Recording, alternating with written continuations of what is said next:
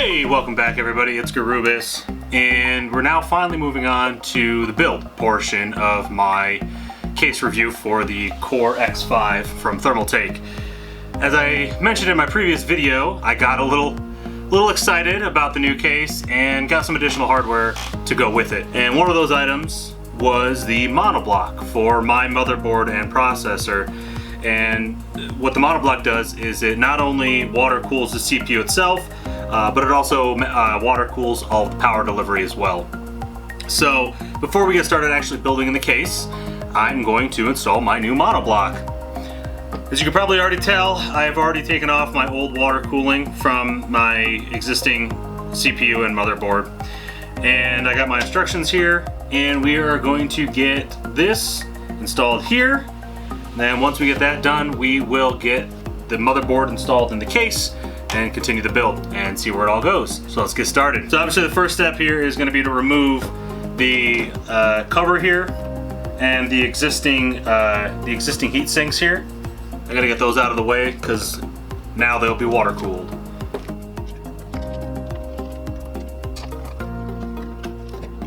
Okay, there's our little decorative shield there.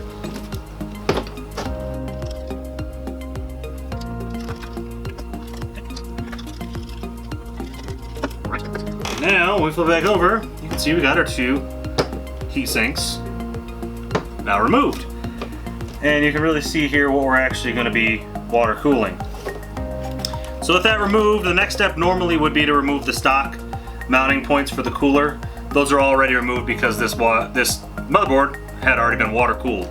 So don't need to do that piece. Next step will be to install our thermal pads. So these are what's going to make the contact between the new cooling solution here and the actual pieces that are going to be cooled. So before we actually apply the new thermal pads, probably a good idea to use some rubbing alcohol to clean off any remnants from the previous cooling solution. And that applies whether you're doing monoblock, CPU cooling, water cooling for your motherboard, or excuse me, water cooling for your graphics card. Really, anytime that you're trying to apply a new cooling solution to anything, you'll always want to clean off anything from the previous application, just to make sure that you get that really good contact and heat transfer with the new cooling solution. Because normally if you're replacing it, you're trying to upgrade and you want a better cooling solution, so it wouldn't make a lot of sense to leave gunk on there that will prevent that heat transfer. So now that that's all cleaned off, I need to apply thermal pads to this top part here. So we can see here the precise moment where my ADD kicked in, and unfortunately during the original recording I did not finish my train of thought as I was attempting to explain what we're going to be doing with thermal pads. So the plan here is, and you can probably see here as I'm doing it, is to take the thermal pads and press them against the components that we're going to be cooling, in this case the VRM on the motherboard, and use that crease as a guide for where to cut it. To ensure that I had enough thermal pads to cover all of the components here, I did also wind up having to cut the thermal pads lengthwise, which actually made sense anyways, because if I didn't do that, they would have significantly overlapped the VRM components themselves. So yeah, if you guys are wondering what I'm doing here, that would be it. And I'll give it back to past Corey now to finish the video. Alright, so now we have our thermal pads applied. We also removed the protective coating on both sides. Make sure you do that. Again, anything that's left in place that can potentially impede that transfer of heat is definitely not going to be good for your cooling solution. So with that all applied, I'm going to flip the page. And the next step is to actually apply our thermal paste. So as you can see here, EK included a nice little plunger of paste. And the standard application for thermal paste is always to do about a pea-sized dot in the middle. And as you apply your heatsink or your cooling solution here, that's all going to spread out. So if you want to take a look real quick, that is the thermal paste. So the next order of business is we are going to finally apply our water block to our motherboard. So it's kind of strange. I've never done this before. This is my first time installing a monoblock. But according to the instructions here, they have 4 adhesive. So the idea of the plastic washers isn't a surprise, but these are self-adhesive plastic washers. And I guess you have to remove the adhesive and you apply them to each one of these points right here.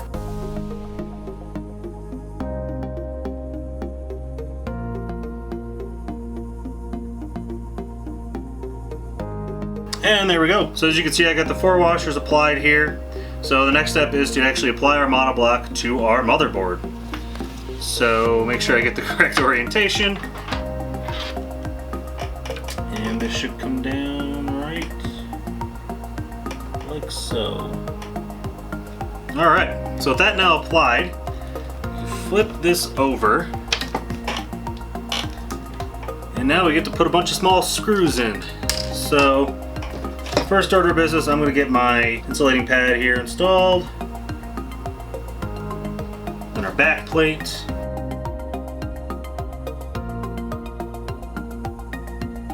And they include a nice Allen wrench for us. These all screwed in.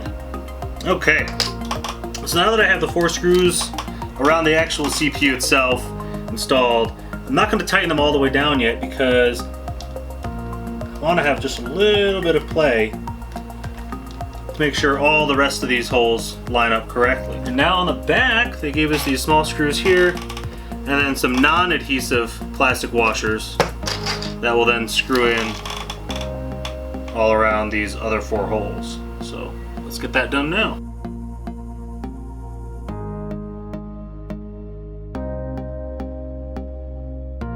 Okay, now that I got these other 4 screws tightened down, I'm gonna do a final tighten on these 4 CPU screws.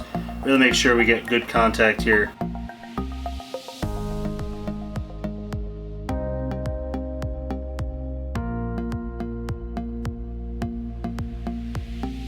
Alright, and there she is, our new monoblock, freshly installed. So the last thing I'm going to do here is get our little cover here reinstalled. Since there is a little bit of RGB in there, certainly no reason to do away with that since we installed this specifically to get all that fancy RGB. Speaking of, I guess one of the last things to do before we do that will be to plug in our RGB header.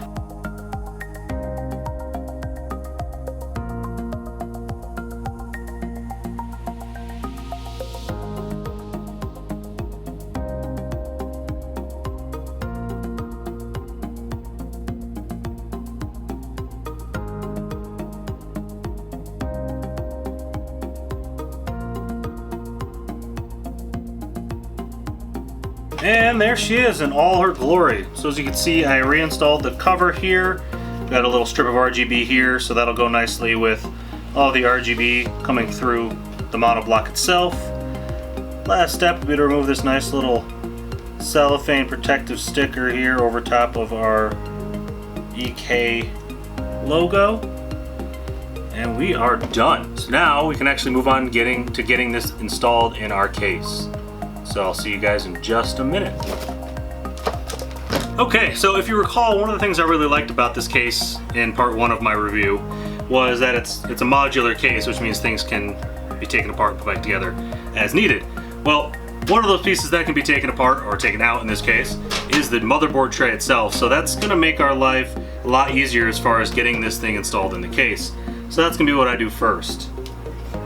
And the tray itself actually comes out through a series, just by undoing a series of thumb screws. And one of the things that I mentioned in part 1 as something I didn't like about the case was the thumb screws were, while they are thumb screws, and I appreciate that they use thumb screws in a lot of these applications, they are very difficult to get in and out. And then oftentimes, even though it's a thumb screw, you still need a screwdriver to get it in and out. So that is definitely the case here as well. But looks like a total of 5 thumb screws, and the whole tray itself lifts right out. Now that's out of the case, let's get the case out of the way and get the motherboard onto the tray. Okay, with the motherboard tray now out of the case, we can get started mounting the motherboard. And as with every case I have ever bought, inside the box for the motherboard, or excuse me, inside the box for the case, you get a bunch of extra screws. And as one of those bags of extra screws are the standoffs for the motherboard tray. So you can see here they pre-installed 4 standoffs, but when you actually put our motherboard onto this tray, we'll see that that is not enough for our motherboard. We have, let's see, 1, 2, 3, 4, 5 additional holes here that don't currently have a standoff. So the first step is going to be to take, and they do include a nice little tool here to install these standoffs. So our next step is to get these standoffs installed.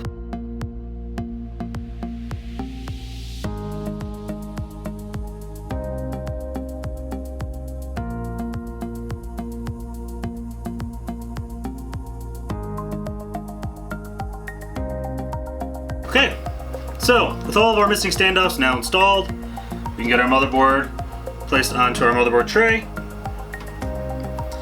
And in the same bag with the motherboard standoffs are the screws necessary to mount your motherboard. So we'll use those screws to get our motherboard screwed down.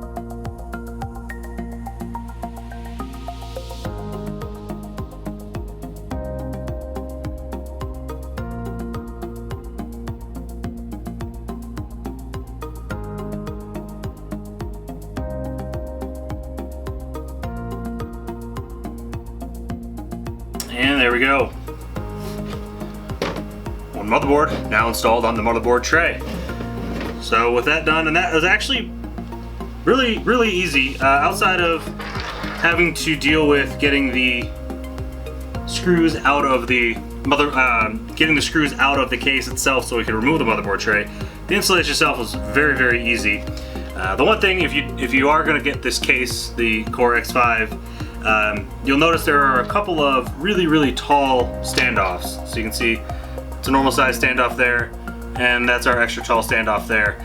These are actually for if you have an EATX motherboard, which is much wider.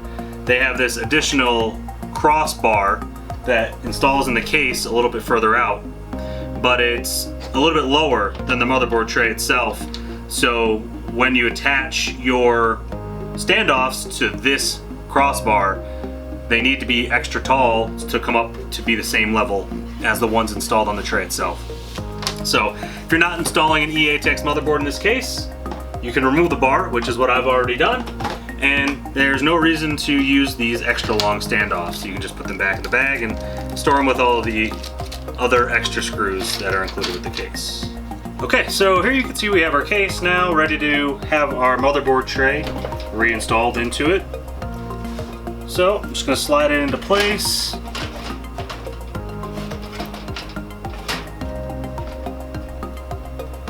Make sure everything lines up back here. Then we'll take our thumb screws that we had to remove to get it out and reinstall.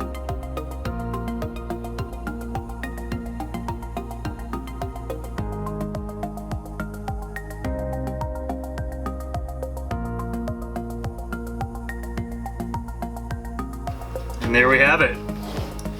Motherboard tray with the motherboard reinstalled into our case.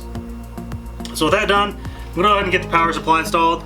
There's really nothing exciting about that. I'll flip the case around real quick to show you. The only real unique thing here is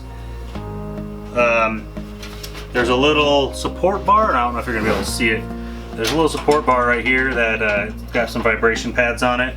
And you just have to make sure that that is at the correct depth before you mount your power supply. So I've already made that adjustment. I pre-fit my power supply in here, so that's all good to go. But other than that, power supply is pretty standard. Obviously it's a little more open, so it's going to be a little bit easier to get it in and out of there. But we're going to have to get that installed, and then the next thing we're going to do, and I'm going to go ahead and remove that now, is next time you see me, we're going to install some of those fancy RGB fans onto our little fan tray. So I'll see you guys in just a minute. All right, as I said earlier, the next step is we are going to get our new up here Rgb fans mounted in our fan mounting bracket here that will go inside our case. So the bracket itself is going to mount like this with the glass on this side and with the rest of the case over here. And I want these fans to be exhaust, so I need to have them blowing towards the glass. That doesn't make a lot of sense, but really at the end of the day, these fans aren't necessarily about cooling. These are really more for aesthetics. They're really here just for their RGB. I don't really care how well they perform or how much air they move. That's what the radiators up top are for. That's what's going to be cooling all of our primary components, such as the GPU and CPU, as well as the motherboard itself. So yeah, not really too concerned about it. So that's the way that we're going to go about it. So let's go ahead and get these fans mounted and see how they look.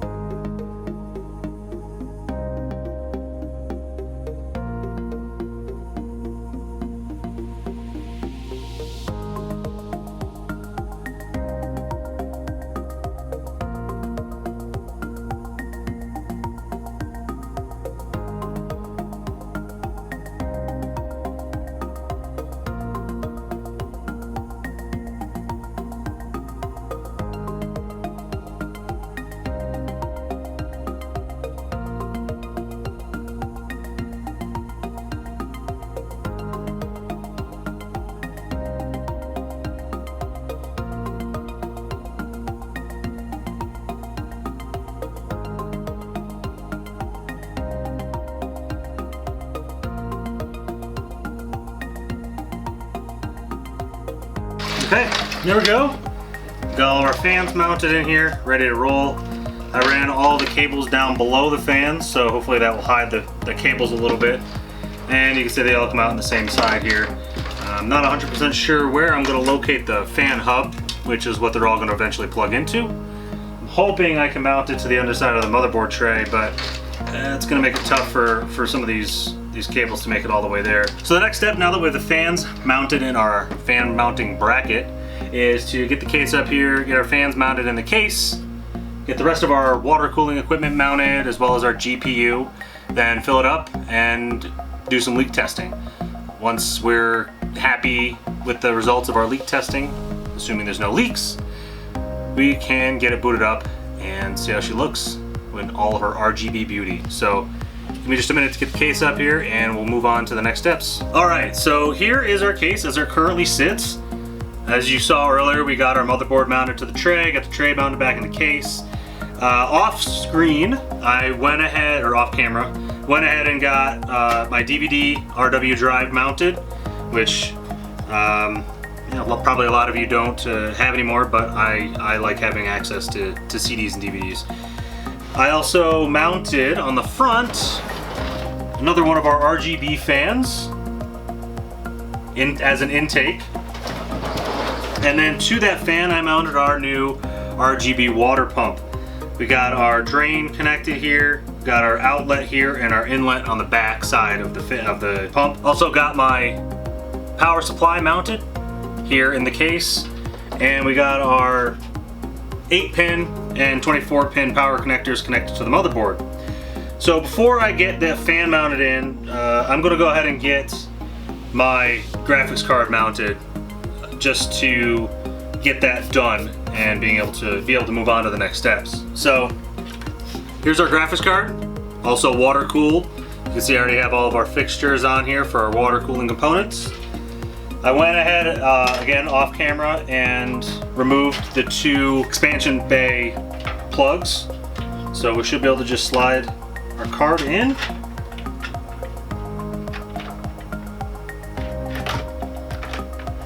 Line up with our PCI Express slot. go, and there it is. We are in. Now that it's locked in place, I'll go ahead and get my screws. Screw in.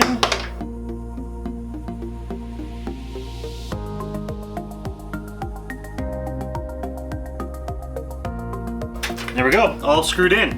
One thing I will say is the holes for the expansion slots are a little goofy.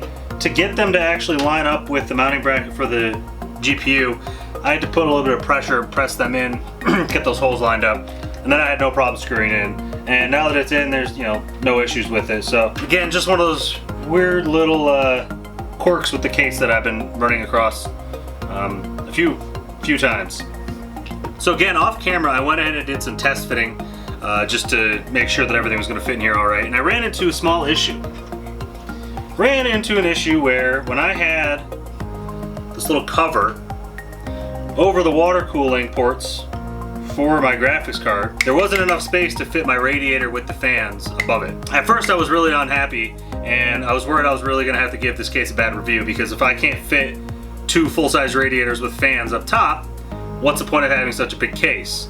Well, I realized as I was kind of staring at it in frustration that this piece actually comes off with 2 screws and has no actual functionality as far as the water cooling is concerned. It's purely aesthetic for when your GPU is mounted horizontally in a normal standard case. You can see this sticking out the window.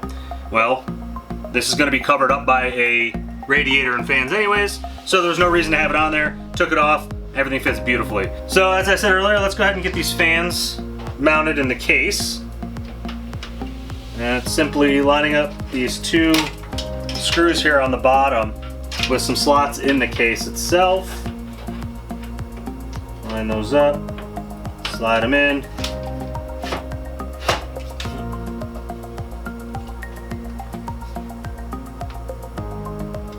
I mounted my fans backwards.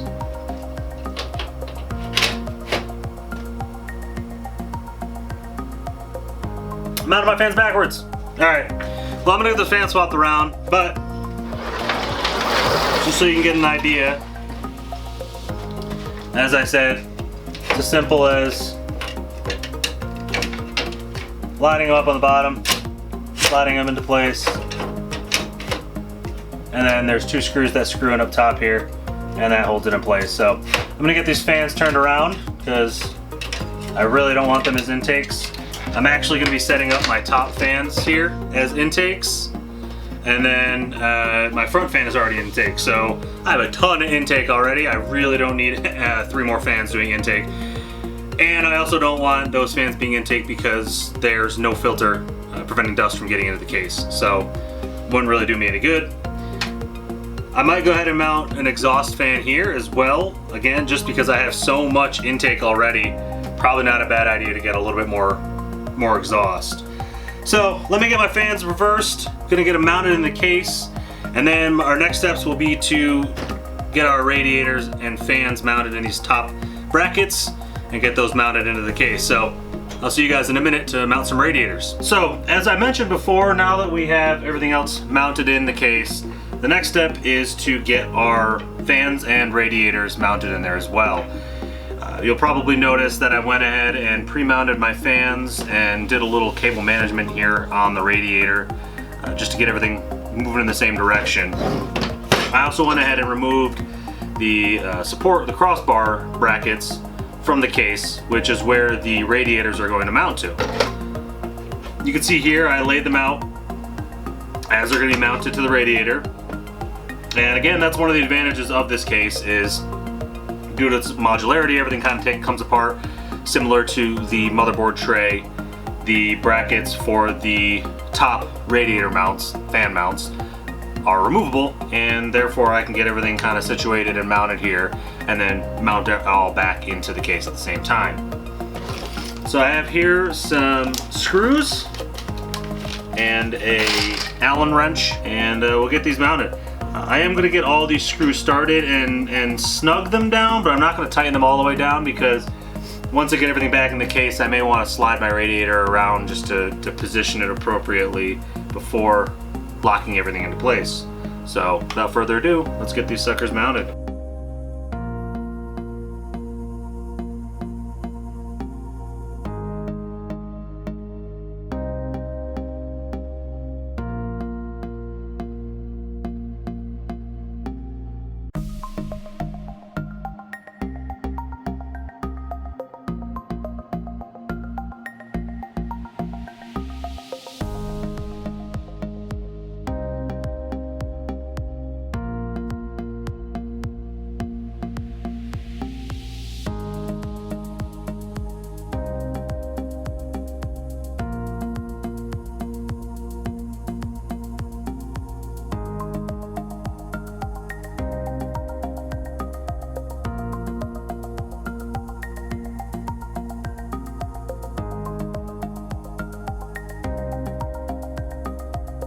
there we go.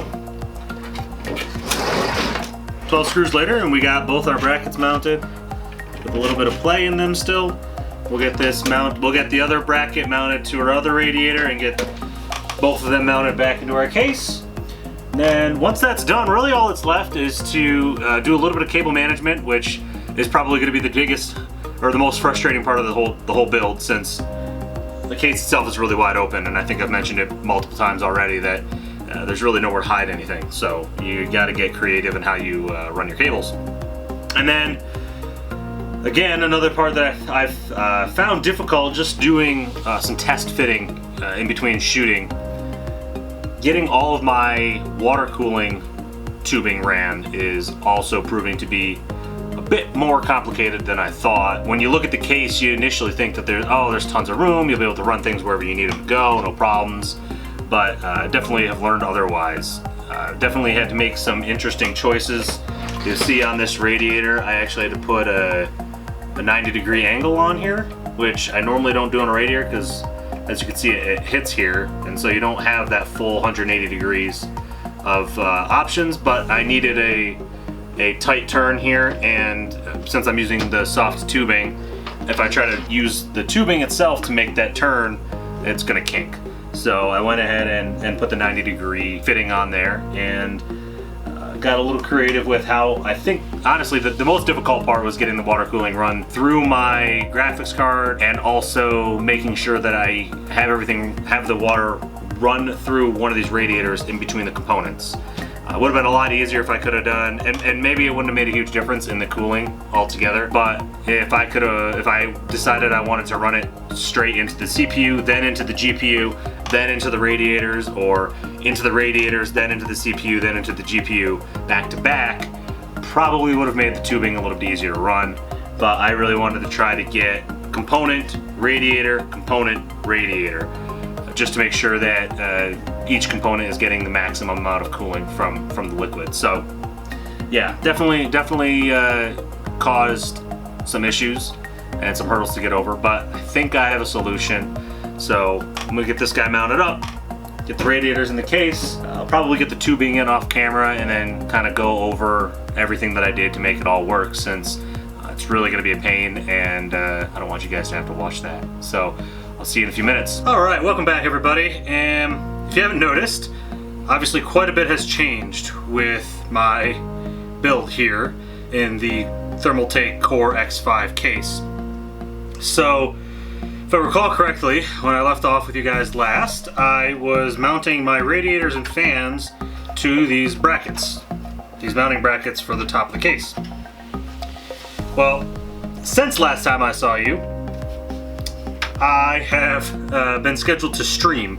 I stream every Tuesday, Thursday, Friday every week, and last time I filmed was actually a Monday, and as soon as I got done filming the mounting part of this, I was in a little bit of a rush to get this all put back together in time to stream on Tuesday. In that meantime, I have managed to mount these brackets on the top with the radiators installed already. They're pretty straightforward. I don't know if you can see here, but here you got your two brackets. There's little notches that it notches into on this side, little notches that notches into on this side, and then there's a couple of screws to screw in on the top.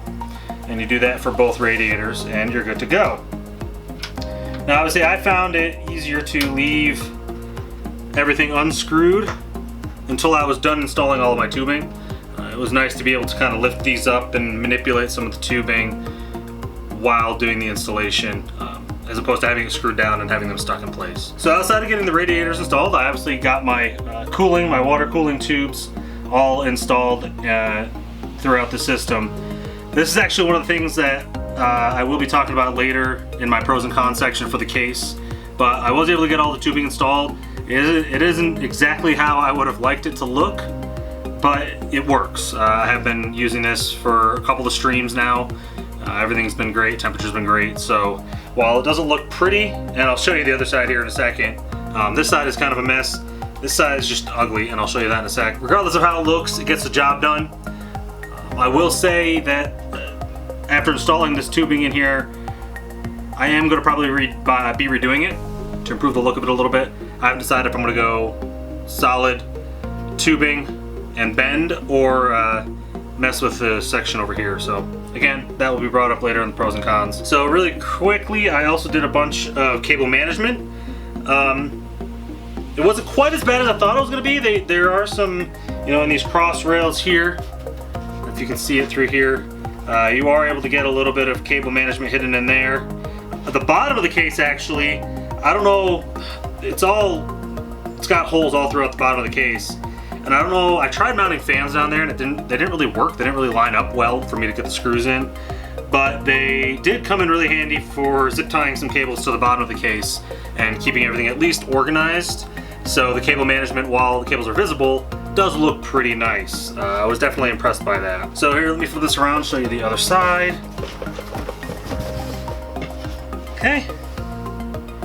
So as you can see, I have the 3 fans up front here. This front tube here is the one I really don't like. You can see it's almost resting on the motherboard over here. That obviously isn't ideal. The top one I'm not as concerned about. That said, on to the pros and cons of the case. So, pros. It is open. It is modular, which makes it pretty easy to build in.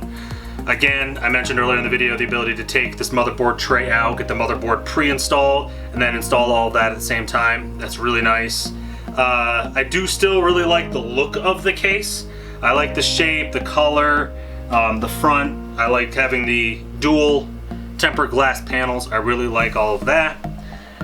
Along the same lines as with that modularity is the ability to take these top brackets, mounting brackets out and get radiators and fans installed, again, outside of the case, being able to bring it in and install later. Some more pros, there are, and I think I mentioned this in the part 1 of the video, there are filters on every single fan area. That is nice, obviously, to be able to keep as much dust out of the case as possible. Honestly, outside of that, didn't see a lot of pros. I definitely saw a lot more cons during the build. So let's quickly go over the cons and then I'll give some final thoughts. The cons are, and again I mentioned in the previous video, things don't fit together quite perfectly. After getting the radiators mounted in these top brackets, they were difficult to get in. Things didn't really line up too well, so I had to do a little bit of finagling and trying to get everything lined up and finally get everything in place. Then that's not the only place. Getting the motherboard tray reinstalled, getting some of the, it was difficult to get some of the holes lined up to get the screws in. Same thing on the fan bracket here. You really have to play with it to get it centered, to get the holes lined up so you get the screws in. Speaking of the screws, I've mentioned this multiple times. While they are all thumb screws, they're very difficult to get in and out. I thought they might loosen up and get better over time after, screwing and unscrewing through the same hole over and over again to kind of clear out some of the paint. That was not the case. They were difficult no matter what, no matter how many times you screwed and unscrewed them. So that is definitely a little bit frustrating. It's a little bit of a teaser, if you will, because you think you're gonna be able to get everything done without any tools, and unfortunately you find yourself using a screwdriver more often than not. The other thing I didn't really like, if you look at the front of the case here, and you probably can't see it through the camera, but there's mounting holes here all the way up and down the front. So I figured that it was designed in a way that you'd be able to fit 2 120mm fans in the front. You can't. You can fit 120mm or one 140mm fan, and that's it. Otherwise, the second fan, the top holes go above the mounting holes. So I'm not really sure. Again, it was a bit of a teaser. The way the holes are laid out, it really makes it look like they expect you to mount more than one fan up front, and you can't. On to the tubing.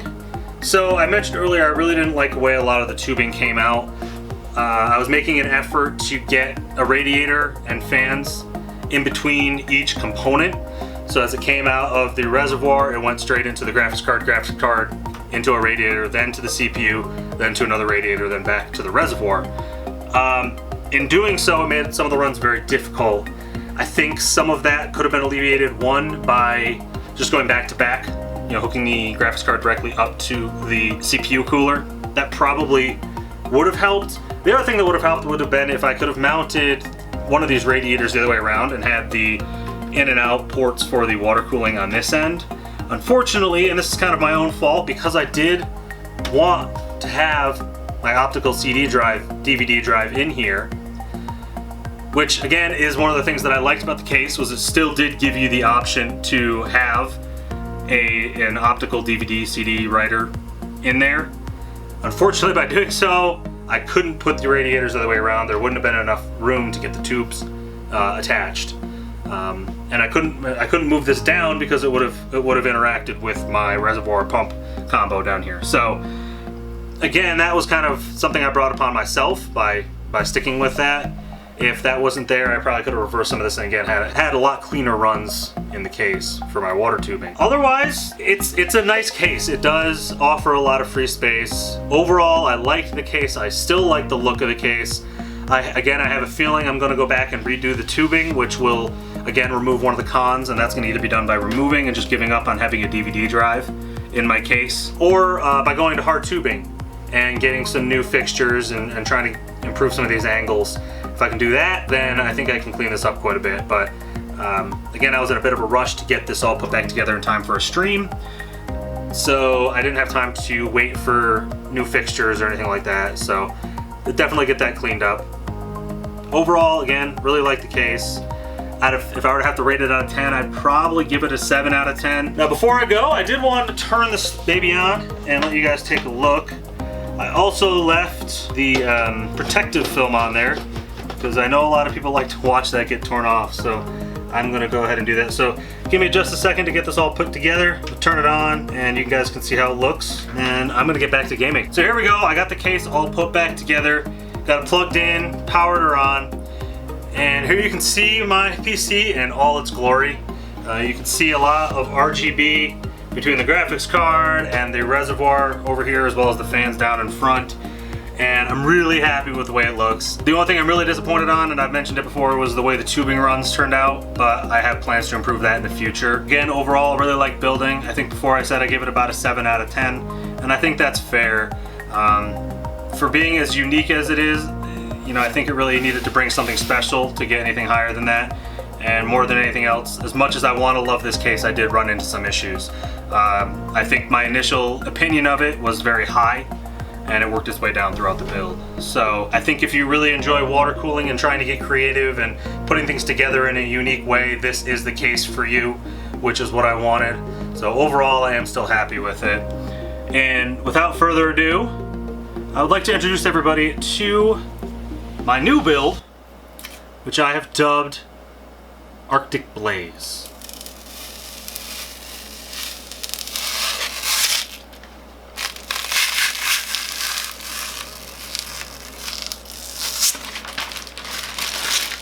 And of course, if you like what you see here, or if you don't like what you see here, give me a thumbs up, thumbs down, wherever you feel is appropriate. If you have any questions, comments, concerns, leave them down below in the comments. Otherwise, I'm gonna get my PC moved back over to my desk here, get it hooked back up, get back to gaming. If you want to check out some of the games that I play, feel free to stop by my stream. My stream name on Twitch is also Garubus. My link will be down below in the description of the video. As I said before, I stream every Tuesday night, Thursday night, Friday night. Feel free to stop by. But until then, cheers.